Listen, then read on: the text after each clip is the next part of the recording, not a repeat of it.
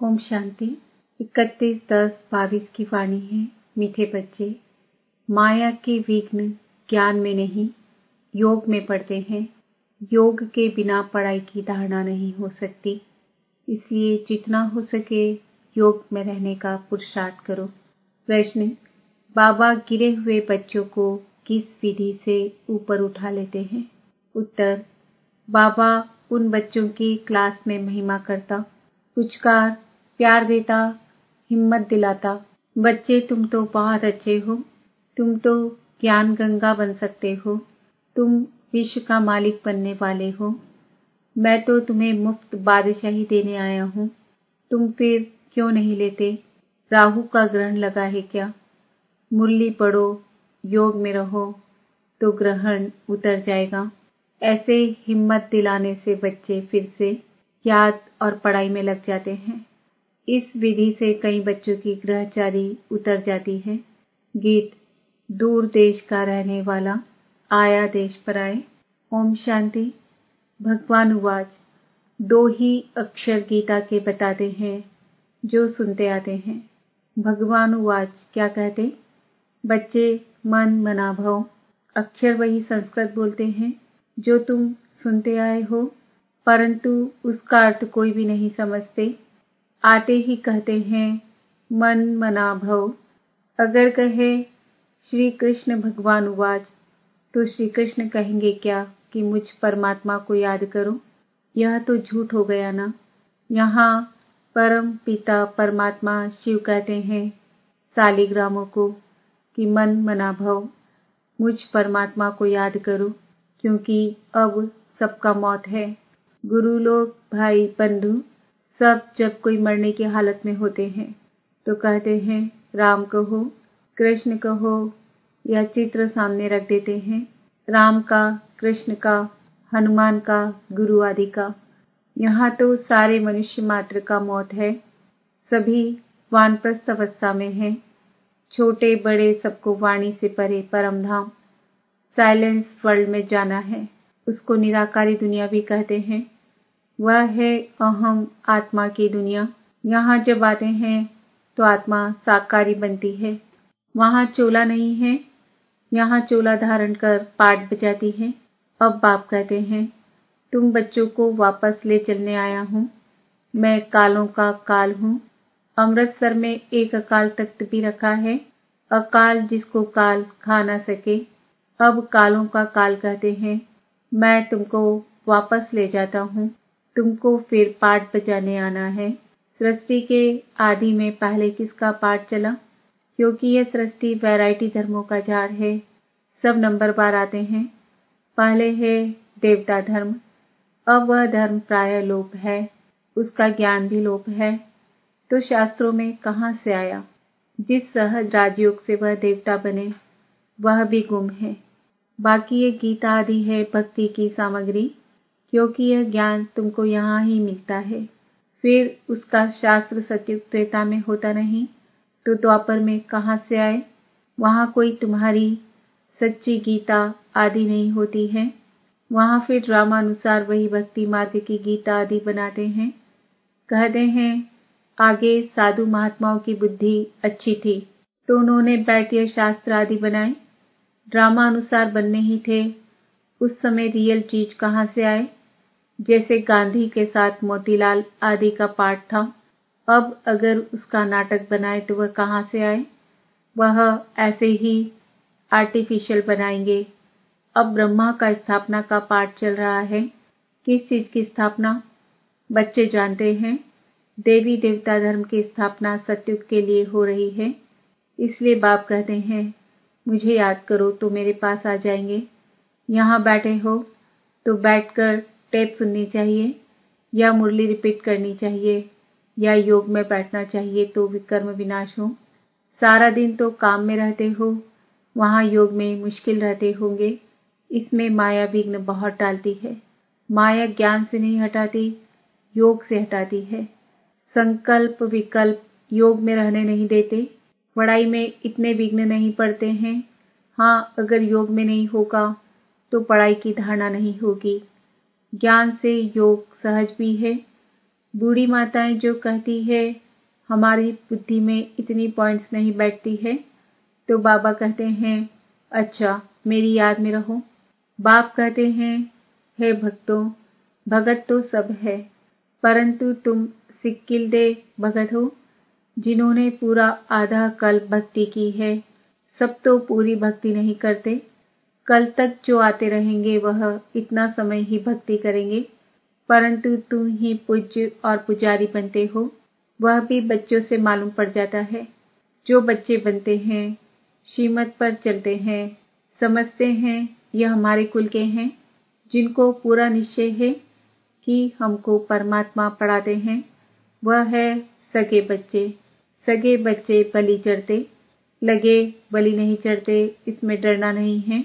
भक्ति में तो बलि चढ़ते आए हो, कुछ न कुछ ईश्वर अर्थ दान करते आए हो, यह भी बलि चढ़ना हुआ। फिर कहते हो परमात्मा ने पुत्र दिया, धन दिया, परंतु मनुष्य इसका अर्थ नहीं समझते हैं।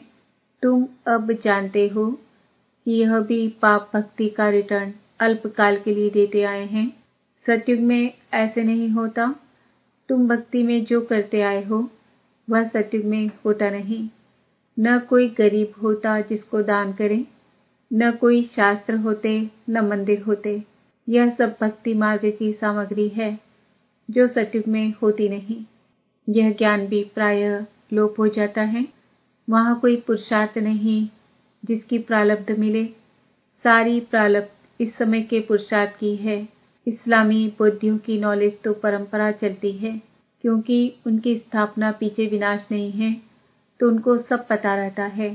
परंतु तुम्हारे पीछे विनाश होता है तो इसमें सब खलास हो जाता है। फिर द्वापर में वही वेद शास्त्र आदि निकलेंगे। यह सब गीता के बाल बच्चे हैं।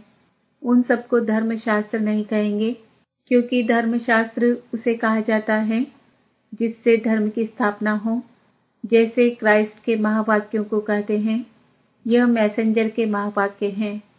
क्राइस्ट को गॉड फादर नहीं कहेंगे, उनको गॉड का बच्चा समझते हैं। कहते हैं गॉड ने क्रिश्चियन धर्म स्थापन करने के लिए भेजा, तो उनको अपने धर्म की पालना भी करनी है। सतो रजो तमो में आना ही है। यह ज्ञान उनको नहीं है कि वापस कोई नहीं जा सकते। अच्छा, बाबा समझाते थे कि उन्होंने गीता भल बनाई है, यादगार है, देवता धर्म का शास्त्र है, परंतु उनको झूठा बना दिया है। सच तो आटे में नमक मिसल है, क्योंकि पीछे बैठ बनाए हैं। सतयुग त्रेता में किसको ज्ञान है नहीं, वह थोड़े ही समझते हैं।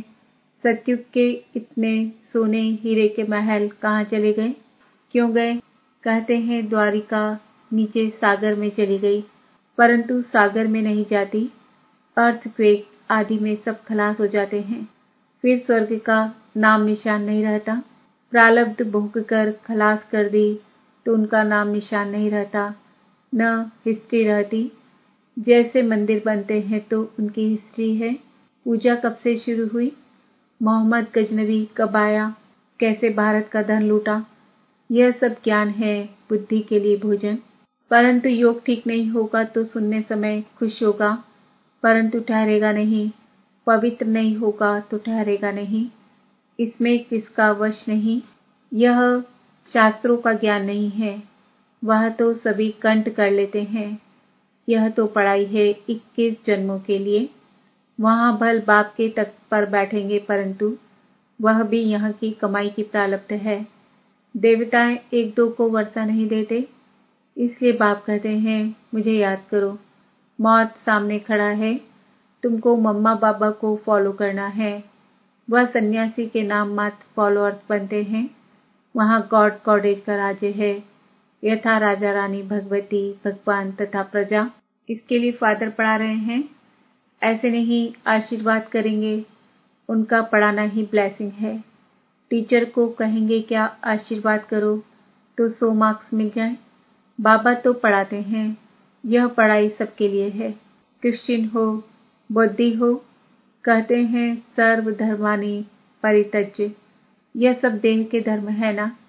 कहते हैं इन सबको भूल अपने को आत्मा निश्चय करो। आत्मा तो सभी इमार्टल है, एक बाप के बच्चे हैं ना, इसलिए कहते हैं जो देह के धर्म है मामा काका छोड़ अपने को अकेला आत्मा निश्चय करो और मेरे को याद करो तो विकर्म विनाश हो जाएंगे और कोई रास्ता नहीं। इसको योग अग्नि कहते हैं। बाबा के पत्रों में तो चिट चैट होती है जो मधुबन में रात को सुनाई जाती है। मधुबन में बाबा हंसाएंगे भी, उमंग भी दिलाएंगे, कहेंगे तुम बड़ी अच्छी हो, ज्ञान गंगा बन सकती हो, क्या टेलीफोन ऑफिस में नौकरी करती हो, तुम तो महारानी बनने वाली हो। गिरने वाले को भी उठाएंगे। बाबा कहते हैं मैं जानता हूँ कि बहुतों को राहु का ग्रहण लगता है। समाचार आते हैं तो बाबा उनको उठाते हैं। मुफ्त बादशाही देने आया हूँ। तुम्हारे को क्या हुआ है? राहु का ग्रहण लगा हुआ है। योग में रहो, मुरली सुनो। ऐसे पत्र लिखने पड़ते हैं। बहुत प्रकार के पत्र आते हैं। कोई की कोई 7 दिन लग जाती है तो आपस में प्लान बनाते हैं। अच्छा, हम आपस में गंधर्व विवाह करेंगे। मैं तुमको बचाता हूँ, बंधन से छुड़ाता हूँ। बाबा कहे तुम कैसे बचा सकते हो? पहले तुम माया से बचे हो। बाबा से राय ली है, श्रीमत ली नहीं है और आपस में सगाई की बातें करते हो तो मुर्दे माया घसीट कर ले जाएगी। सूक्ष्म में दिल लग जाती है तो ऐसी ऐसी बातें करते हैं। बाबा समझ जाते हैं यह रसातल में जा रहा है। सगाई तो माता पिता करते हैं, तुम मुट्ठे आपस में ही सगाई कर रहे हो गुपचुप में। तुमको पता नहीं कि ऐसे ऐसे विघ्न आते हैं। गुड़ जाने गुड़ की गोथरी जाने। बाबा तो सभी बच्चों को जानते हैं, कोई भी पूछ सकते हैं। बाबा मैं मातेला हूँ व सोतेला हूँ। अब शरीर छूट जाए तो क्या पद मिलेगा? शरीर पर किसका भरोसा नहीं है। स्टीमर डूब जाता है, एरोप्लेन गिर जाता है तो क्या गति होती है। मौत तो सबके सिर पर खड़ा है। इसलिए आज का काम कल पर नहीं रखना है, नहीं तो धर्मराजपुरी में साक्षात्कार होगा। देखो कल कल करते काल खा गया। श्रीमत पर ना चले तो राज्य पद कमा लिया। थोड़ा भी सुनने वाला हो तो स्वर्ग में आ जाएगा। फिर जो जितनी स्थापना में मदद करेंगे तो उतना पद पाएंगे। जैसे गांधी जी को मदद की, कितने जेल में गए, कितने मरे, रिटर्न में क्या मिला? कोई साहूकार कांग्रेसी के पास जाकर जन्म लिया होगा। अब समय बाकी कितना थोड़ा है, फिर क्या सुख मिला? ज्ञान सुनकर जाते तो व्यर्थ नहीं जाएगा। यहाँ कुछ चुराया नहीं जाता है। यह तो उन्होंने तंग किया विकारों के लिए, तब लाचारी में उनको छोड़ना पड़ा। नहीं तो क्या करें, तो बाप को शरण देनी पड़े। ऐसे तो अब तक भी शरण लेते रहते हैं, इसमें भगाने की तो बात ही नहीं। यह तो ड्रामा अनुसार गौशाला बननी थी। है तो बच्चे, परंतु उन्होंने नाम गौशाला डाला है। कहते हैं कृष्ण ने नदी पार की तो गौओं ने भी पार की होगी। है सारी बात इस समय की।